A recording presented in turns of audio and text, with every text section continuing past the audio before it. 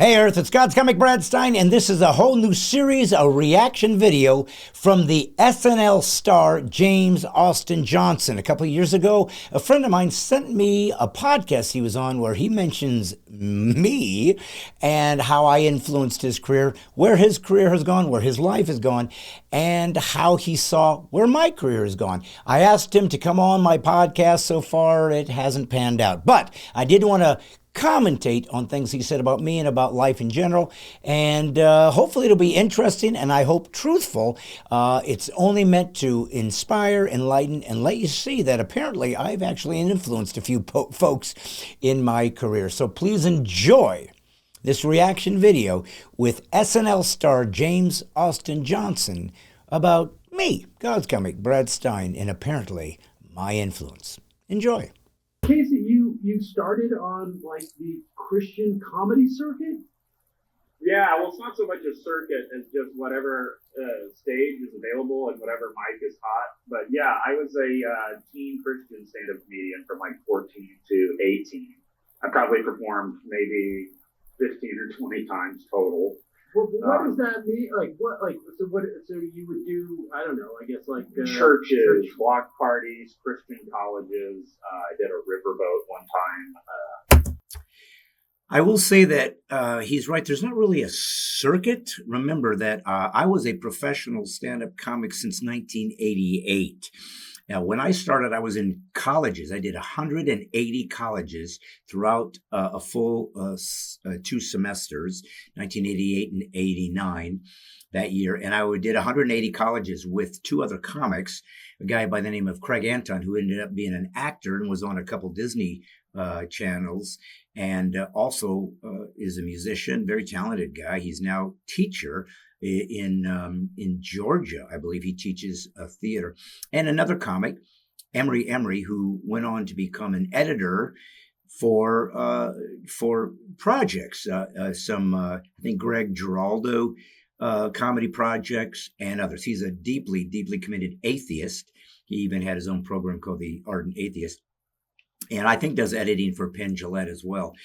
So us 3 were in a van doing 180 shows. So that's how I got started in comedy. And then I started working all the comedy rooms in the South, the Coconuts and the Comedy Zones and things along that line as my career grew. Many years later, when I started working in churches, I didn't even know churches did comedy. This is mid-90s. But once they started doing that, they brought me in and I'm like, well, this is great. I'm clean. I can do this.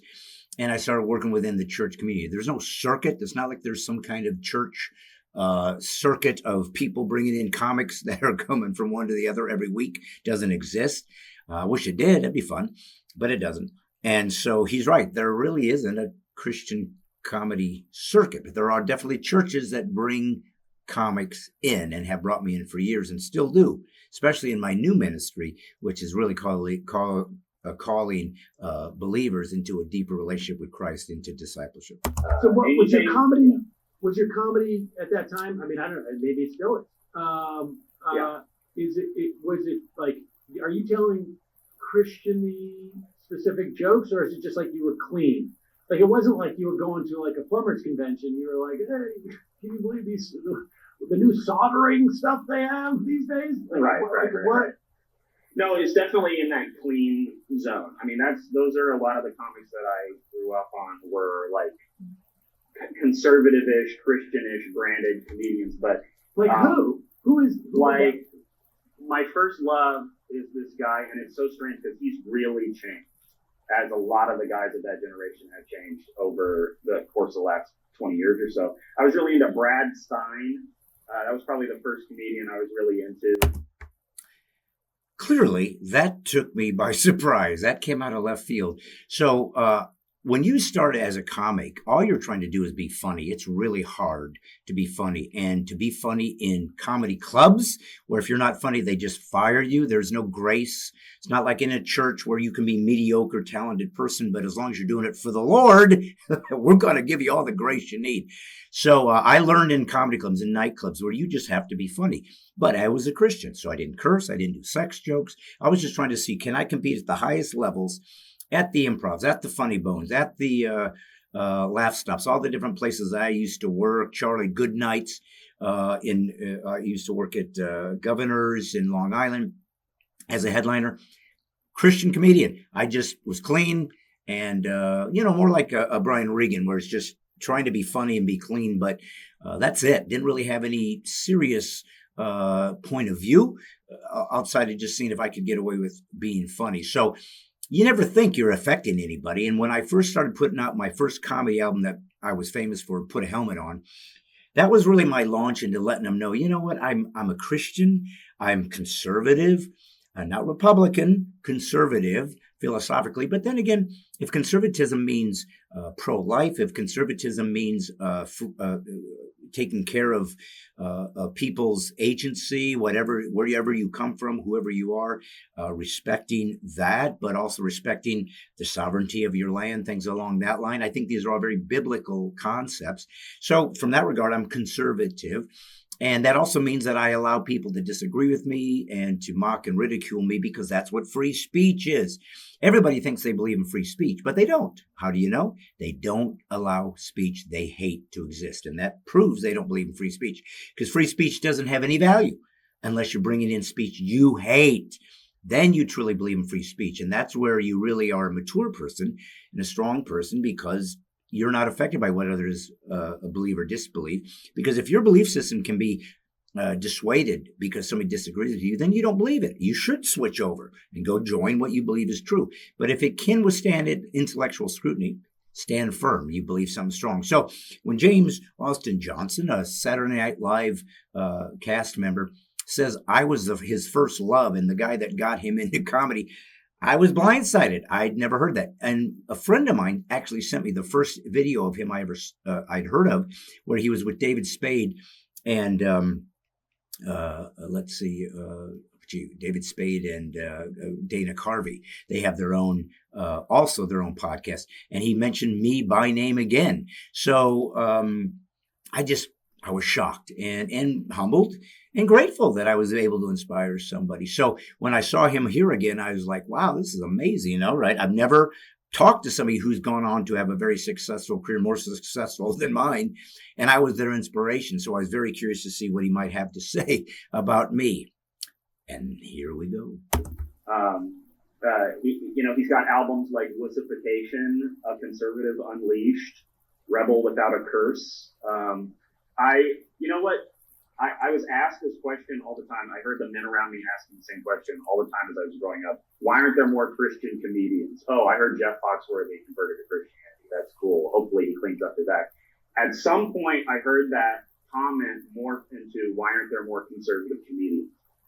So even in Christian settings, they are not caring so much about getting Christian values affirmed as they are conservative values. Is that what you meant? Is that what you meant when you said that they've changed? That these sort of 100%. People who were playing to Christian audiences kept politics out of it. James, do you know Pete Holmes? Are you familiar with Pete Holmes' stuff? Yeah. So here's where I'm going to agree with James Austin Johnson, and I'm going to say this too. When I heard these videos of him talking about me and how I was his influence and got him into comedy, I don't know this guy. I never had any relationship with him. He's younger than me, so I was ahead of him. That's why he saw my stuff. And I actually reached out to him, I think on Instagram. I just kind of put a note out and said, well, I've heard you bring me up a few times. Maybe it's my turn to bring you onto my show and we can talk about it. I was really interested in just talking about somebody who thought that I had something that was interesting to him. It was intriguing to him and inspiring to him. And I wanted to talk about that. But one of the things that I really believe is important, and this is one of the things, by the way, that we would have talked about, is that I agree with him. There came a point in my career, especially with Promise Keepers, where I was working for men, 10,000, 15,000 men at a time, that I really felt like the conservative point of view was being ignored in the arts. Nobody wanted to affirm that as a musician or a comedian or an actor. And I was like, listen, I came from Indiana. My grandparents were farmers. I'm blue collar. I'm clean. I believe in God. I believe this is a great nation, and I'm conservative. And so there's got to be a place for me, right? Isn't that what the arts are about? Is a place for everybody? So I began to talk about those things. And in 2004, the Bush-Kerry time, I really was opening up about this conservative idea because I felt like it wasn't being represented as a comic. And so I kind of launched conservative comedy, or at least that being the focal point, because nobody was doing it ever, anywhere. This is 2004, folks. So there wasn't a Dave Chappelle doing things that were really going anti-PC so much, or who else would it be? Jim Brewer, who I've had on my podcast, or Rob Schneider, wasn't a believer back then. No, there wasn't anybody doing conservative comedy. And I thought, well, I'm going to fill that gap to do comedy from that point of view. And I had a guy tell me something once when I was performing there. And this was, like I said, Bush-Kerry. So there was a political element to it. And he said, you don't worship the United States, right? You worship God. And it really hit me. I was like, he's right. I don't worship the United States. I worship Christ. But I'm grateful for this nation. And I believe that because I was born here, I'm responsible to bring godly values to it. But I did notice and saw myself realizing there's people out here that are more maybe not as conservative or have a different point of view, or they're not Christians at all. And so you want to make sure you don't mix political perspective as though it's equal to your faith. And in that regard, I felt like I may have not perfectly defined that and not perfectly articulated Jesus first, God first, grateful for my nation, don't worship it. It has its own issues, has nothing to do with political statements. This isn't in any regards a Republican rally. If there's one thing you guys who have watched Brad Stine his issues should know is I thought the Republicans were much more despicable than Democrats, because at least Democrats told you the evil that they supported. Republicans said they'd fight against it, and then they betrayed us. So to me, Judas is much worse than a demon. And that's what happened. So in this regard, we could have had this conversation. Hey, man, I'm with you. I had to reevaluate after I did a couple albums like Conservative Unleashed, or like Tolerate This, where there was great funny material, but there was an element where you might not really be able to differentiate between the political element and my faith. And I had to find that balance and return and make sure that Christ was illuminated first.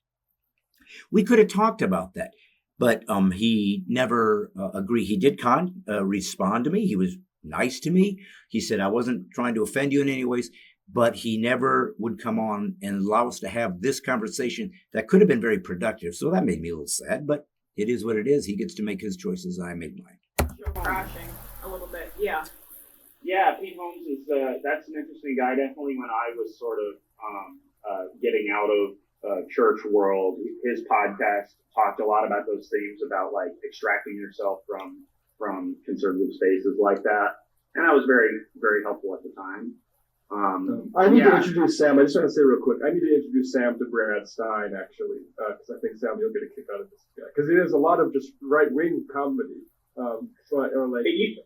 It used to just be a club comic, and then now it's all like the pussification of America and like all of these themes that are just like made up. The war on Christmas, stuff that exists only virtually.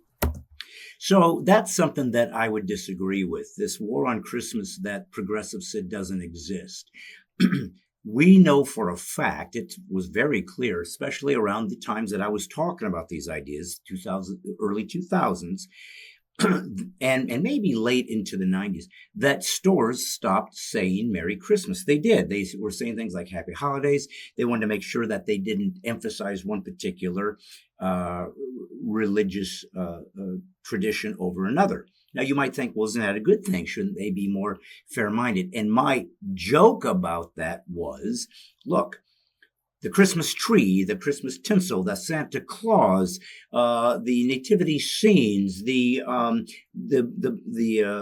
Christmas gifts, the songs about Christmas. It's clearly in the United States of America, a Western nation, Christianity was the foundational belief system of this country. It just simply was. And Christmas was what we celebrate. Yes, Jewish people celebrated Hanukkah. And yes, Ramadan was celebrated by Muslims. And pagans probably celebrated something. And there was the I think in 68 they came up with the Kwanzaa, right?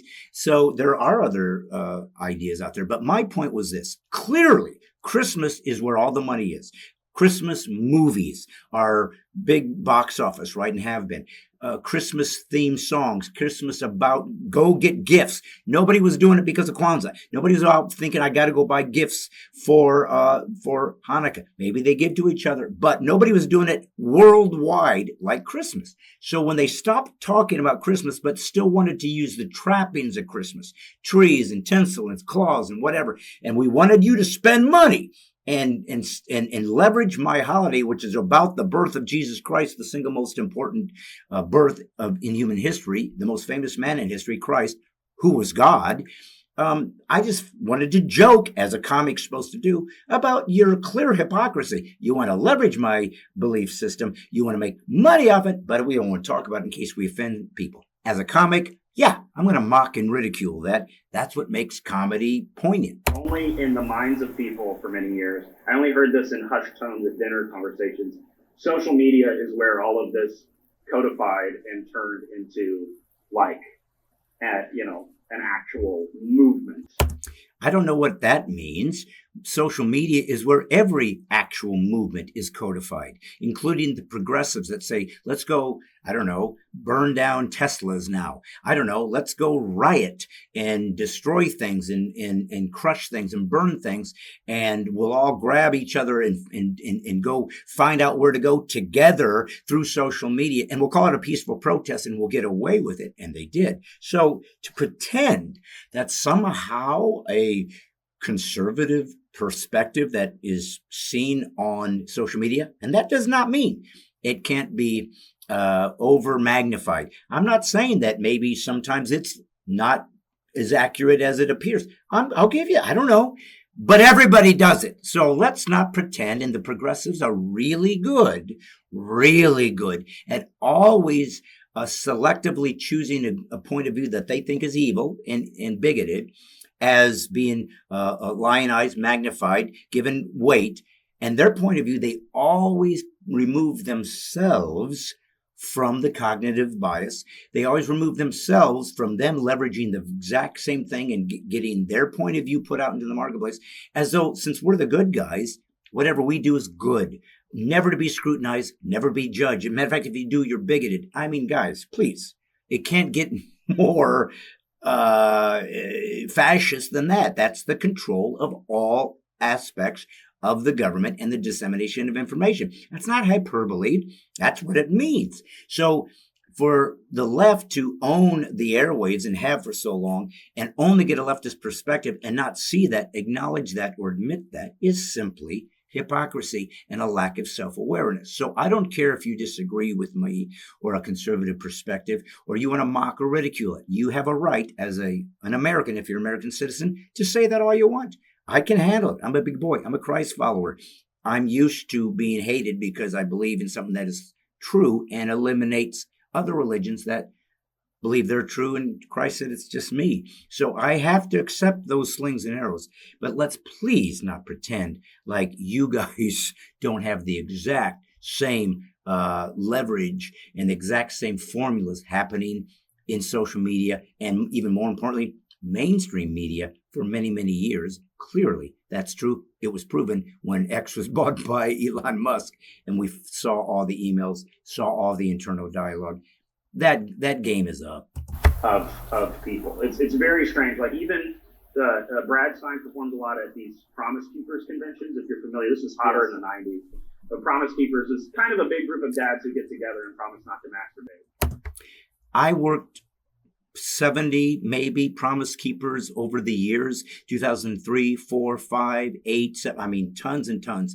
It was a wonderful time. Some of the humblest, nicest, kindest men I've ever known in my life worked for Promise Keepers. Some of the largest known ministries and doctorates and so forth and so on.